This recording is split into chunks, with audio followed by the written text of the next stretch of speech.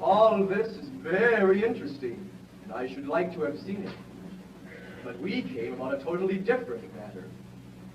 About a year ago, my son, the heir to the throne of Japan, bolted from our imperial court. Indeed. Had he any reason to be dissatisfied with his position? None whatever. On the contrary, I was going to marry him. Yet he fled.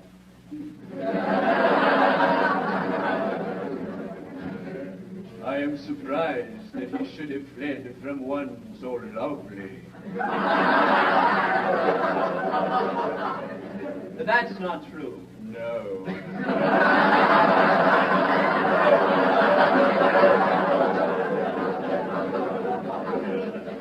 You hold that I am not beautiful because my face is plain. But you know nothing. You are still unenlightened. Learn, then, that it is not in the face alone that beauty is to be sought. My face is unattractive. It is.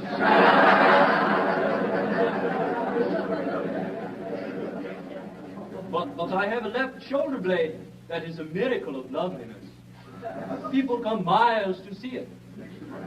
And my right elbow has a fascination few can resist.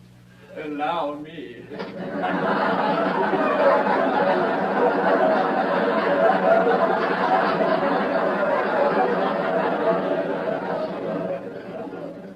It is on view Tuesdays and Fridays. On presentation of visiting cards. As for my circulation, it is the largest in the world. Observe this ear. Large.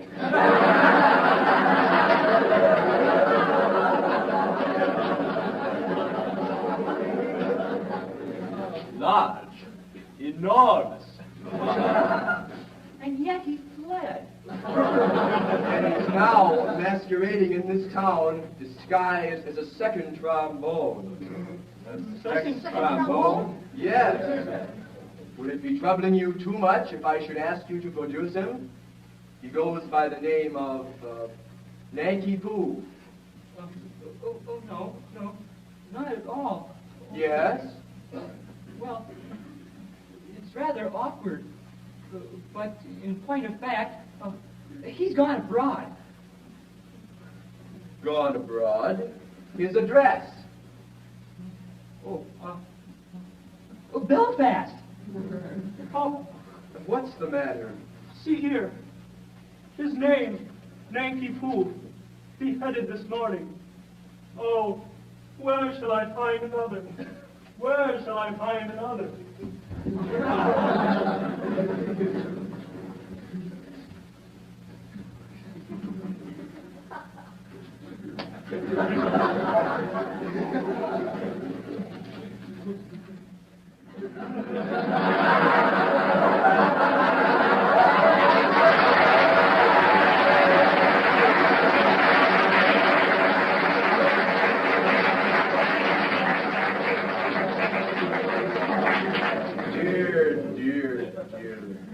This is very tiresome.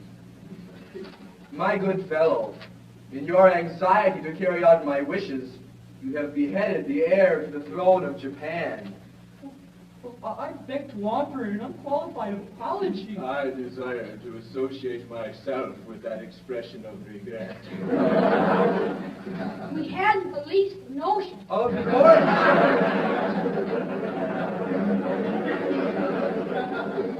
How could you? Come, my good fellow. Don't distress yourself so. It was no fault of yours. If a man of exalted rank chooses to disguise himself as a second trombone, he must take the consequences. It really distresses me to see you take on so. Why, I've no doubt he thoroughly deserved all he got. Oh, we are greatly obliged to your majesty. Much obliged, your majesty. Very much obliged, Your Majesty. Obliged? Not a bit. Don't mention it. How could you tell? No, we couldn't tell that he was the heir apparent. His wasn't written on his forehead, you know. It might have been written on his pocket handkerchief. The Japanese don't use pocket handkerchiefs. I forget the punishment for compassing the death of the heir apparent. Punishment? Yes. Something lingering. With boiling oil in it, I fancy. Something of that sort. I think boiling oil occurs in it, but I'm not sure. I know it's something humorous, but lingering. With either boiling oil or melted lead.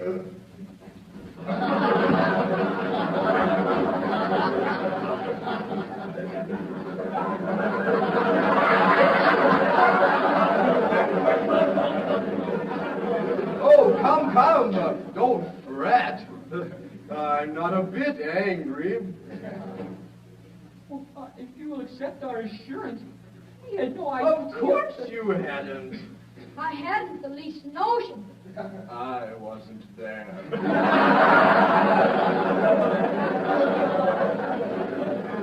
That's the pathetic part of it. Unfortunately, the fool of an act says, compassing the death of the heir apparent. There's not a word about a mistake. No. Or not knowing. No. Or having no notion. No. Or not being there. No. There should be, of course. Yes? But there isn't. That's just the slovenly way in which these acts are drawn up. Oh, but cheer up. It'll be all right. I'll have it altered next session. Now, let's see. About your execution. Will after luncheon suit you? Can you wait till then? Yes. We can wait till then. Very well, then. We'll make it after luncheon. I don't want any lunch. I'm really very sorry for you all. But it's an unjust world, and virtue is triumphant only in theatrical performances.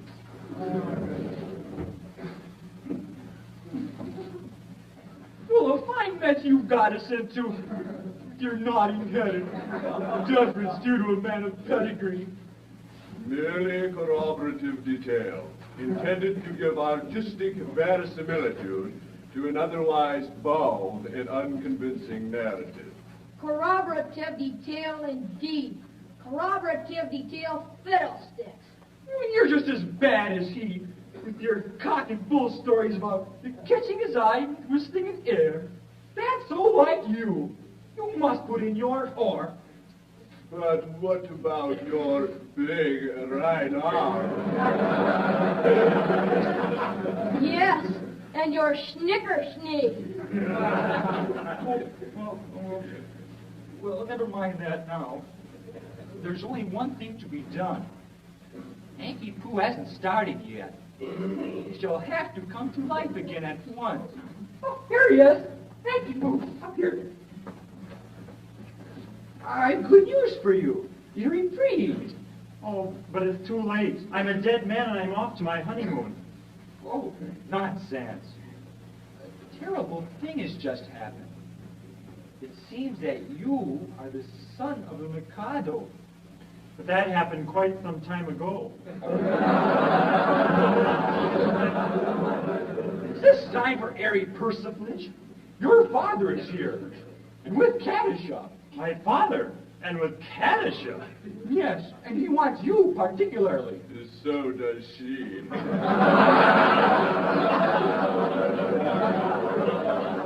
Bless my soul, what has that got to do with it? Kadisha claims me in marriage, but I can't marry her because I'm already married. Consequently, she'll insist on my execution. If I'm executed, my wife will have to be buried alive. You see his difficulty.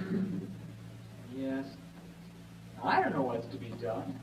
There's one chance for you. If you could persuade Katisha to marry you, then she'd no longer have any claim on me. And I could come to life without having any fear of being put to death. I really think it's the only course. I? Marry Katisha? My good fellow, have you seen her? She's something appalling. Ah, that's only your face. She has a left elbow which people come miles to see. And I am told that her right heel is much admired by connoisseurs. My good sir, I refuse to pin my heart to any lady's right heel. It comes to this. While Katisha is single, I prefer to be a disembodied spirit. When Katisha is married, life will be as welcome as the flowers in spring.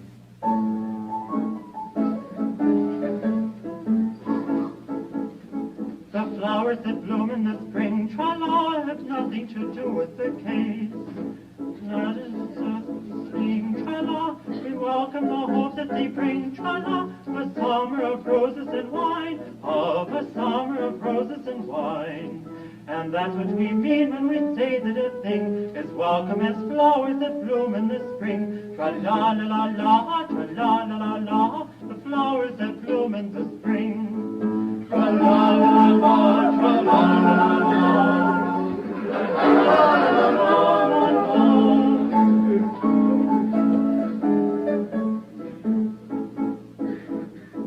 The flowers that bloom in the spring, tra-la, have nothing to do with the case.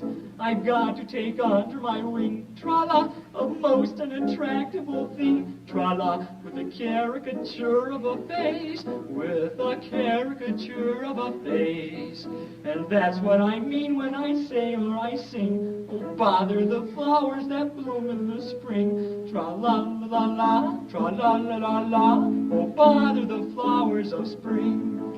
Tra-la-la-la, tra-la-la-la.